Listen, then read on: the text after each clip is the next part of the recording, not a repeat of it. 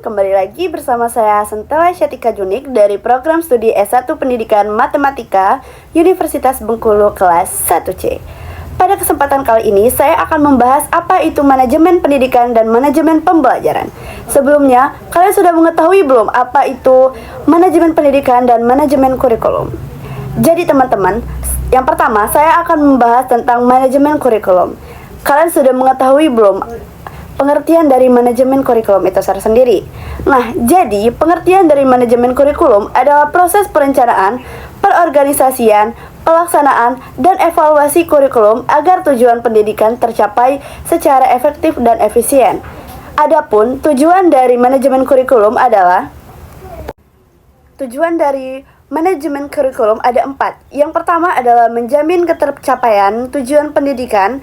Yang kedua, mengoptimalkan sumber daya sekolah. Yang ketiga, menyesuaikan program pendidikan dengan kebutuhan masyarakat. Dan yang terakhir adalah meningkatkan kualitas hasil belajar siswa. Setelah kita mengetahui apa itu pengertian dan tujuan dari manajemen kurikulum, kita juga perlu mengetahui ruang lingkup dari manajemen kurikulum itu tersendiri, yang dimana yang pertama itu ada perencanaan pembelajaran, yang dimana menyusun RPP atau modul ajar dan menentukan metode, media, strategi, dan asesmen. Yang kedua itu pelaksanaan pembelajaran, termasuk kegiatan pendahuluan atau motivasi apersepsi, kegiatan inti, eksplorasi, diskusi, praktik, dan proyek.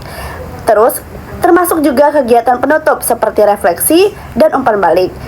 Yang ketiga itu ada evaluasi pembelajaran. Di evaluasi pembelajaran ini termasuk penilaian formatif seperti kuis, observasi, diskusi, lalu penilaian sumatif seperti ulangan, proyek akhir, dan portofolio. Dan yang terakhir adalah tindak lanjut seperti remedial, pengayaan, dan refleksi guru. Jadi teman-teman, setelah kita mengetahui 3 hal penting yang di atas, kita juga harus mengetahui apa itu prinsip dari manajemen kurikulum. Prinsip manajemen kurikulum terbagi menjadi 5. Yang pertama itu relevansi, yang kedua efisiensi, yang ketiga ada efektivitas, yang keempat fleksibilitas, dan yang terakhir ada akuntabilitas. Materi selanjutnya yaitu manajemen pembelajaran.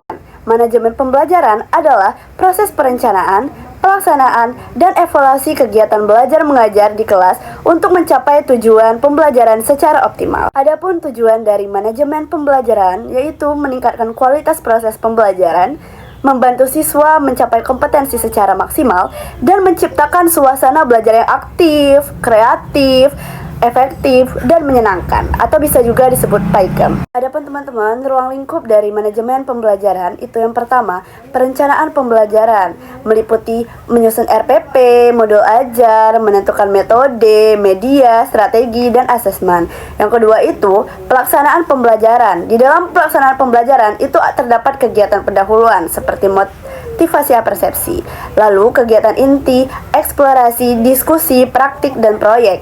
Lalu, kegiatan penutup yaitu seperti refleksi dan umpan balik. Yang ketiga, itu ada evaluasi pembelajaran. Yang termasuk dalam evaluasi pembelajaran yaitu pertama, penilaian formatif seperti kuis, observasi, dan diskusi.